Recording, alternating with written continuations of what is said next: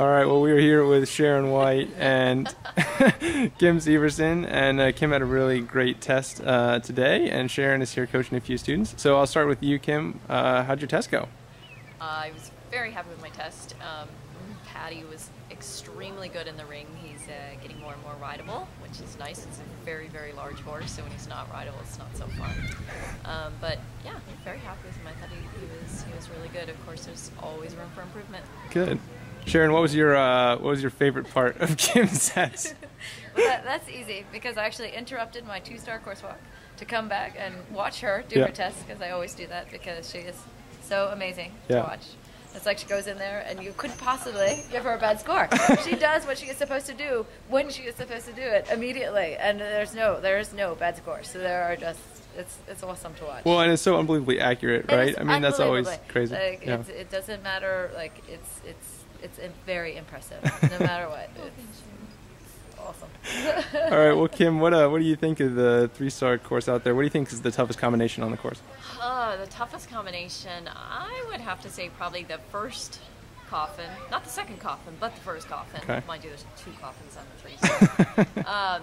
First coffin's quite tall jumping and very tall, skinny rail with a steep landing.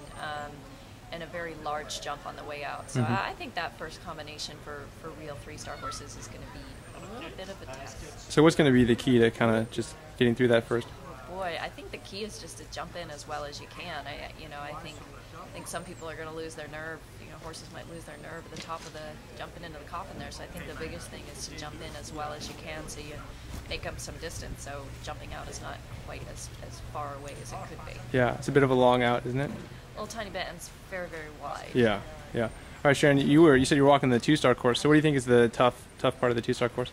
I don't actually think there's one tough combination. I think the whole course is tough in a nice way. There's plenty of combinations. There's not one hard one. Like there's plenty of hard ones, but in a nice way. Well, you got to pick a hard one. I know, but there's like the skinny in the ring, but I like it. But it's a good question. And the water jump, there's a skinny on the out.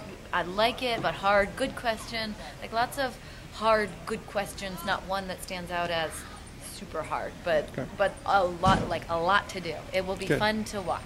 All right, good. Well, thank you guys so much. I really appreciate it, and have a great time tomorrow. And see you later. All right. Bye-bye. Bye. Well, I'm talking now with Geoff Morgan, the announcer at Bromont up here, and Geoff is incredible because he flips back between French and English just like that. Don't you? Like he'll say everything that he says in English, he'll say in French. We won't ask you to do that for this interview, but can you just talk a little bit about kind of what that's like to just go back and forth between the 2 languages? And actually, second nature for me. Growing up in Mexico City, learned Spanish on the street. Went to French lycée, learned French at school, and English at the dinner table. So you're fluent in Spanish, French, and fluent in all 3. Wow.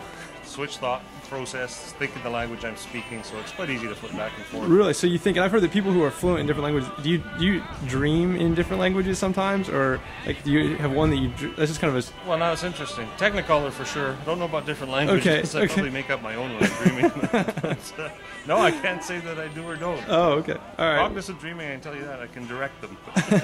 So I also love the music that you play. How do you kind of play the instrumental during the rides, and then just kind of pick whatever for? Try to pick the mood of the crowd, see who's here. If a cloudy day like today, a little cold, pick it up a little bit with some classic vinyl off the XM radio. A little bit softer for the background music for dressage.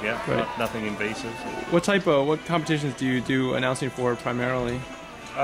Majority is combined driving. Oh, okay. I announce show jumping, dressage, combined driving, and of course 3-day eventing. Cool. Well, did I hear correctly? When Ronald was going, did you flip into Spanish to? Yes. Okay. Yeah, the rider from Mexico was in there, so I thought I'd be kind to him and announce his name in Spanish. That's awesome. Well, it's just phenomenal. It's so impressive how you just go right back and forth. Oh, could we hear you say some sort of phrase in all 3 languages? How about go eventing? You say that in all 3 languages? Well, how about come back tomorrow? Okay, perfect. Revenez demain pour le parcours de cross, come back tomorrow for cross country. No se olviden de mañana, el evento especial. All right, perfect. Thank you so much, Geoff. I really appreciate it. Have a great one. Not quite the same thing in all languages, but you got the feel. All right. Okay. All right, well, we are here with Ashley Kehoe, who had a really good dressage test on her ride Mazzetto. aka Eric. So Eric can be a little excited in the dressage. Ashley, how'd you keep him calm today? Yeah, he was trying so hard for me. I have to admit, I bribe him with sugar cubes in my pockets, and if he's really good, you know, I'll like halt him and give him a treat. And he was really good. Good, good. So you like, even in the warm up sometimes you'll give him a sugar cube? Oh yeah, right before we go in the ring, like, pull it together, man, do it for me. And he was good. And actually, it worked against us because at our halt and rein back, he like started to curl his head, and I was like, no, not until you're done. Nice. But he was good, and I just kind of act like it's no different than like a local pony club test. Yeah. So. Good, good. Well, what do you think about the cross country course? I know Eric is a really, really good cross country horse, but what are your thoughts about the cross country tomorrow? I mean, he's amazing. I'm a really lucky girl, and I'm just excited to go out and, you know, just ride hard, ride really just forward, and it's a big track, good big track. Do you think it's more technical or more big? I think it'll ride, you know, just feel big, but they give you a lot of room in between the technical things that I think you can kind of get back into a rhythm. Yeah. I think the first few minutes will be, you know, pretty influential. Cool. But I'm really excited to go out and give him a good ride. Good. Well, best of luck to you and Eric this weekend, Ashley. Thank you. All right, thanks.